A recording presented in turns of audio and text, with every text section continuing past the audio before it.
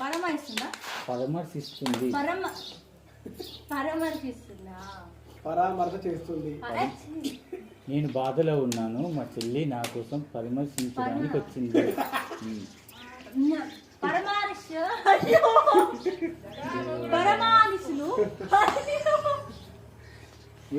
కావాలని చేస్తున్నావు అట్లా. నేను డైలాగ్ చెప్తాను. పరామర్శిస్తుంది. పరామర్శిస్తుంది.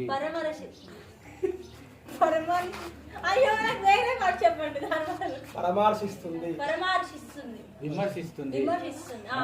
విమర్శిస్తుంది. రెండు సేమే. నవ్వుతావేంటే ఆవిడ మళ్ళీ ఏదోలాగా ఉంటుంది. పరామర్శిస్తుంది అంటే స్వచ్ఛ తెలంగాణ, విమర్శిస్తుంది అంటే ఆంధ్ర. ఓకేనా? రెండు ఒకటేనండి.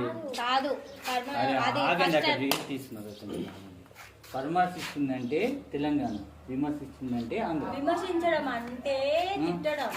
తెలిసిపోయిందా? మరి తెలియట్లేదు ఏంటి? పరామర్శిస్తుంది అంటే అది బాధలు ఉండొచ్చి దాన్ని పరామర్శించడం. ఏమంటారు?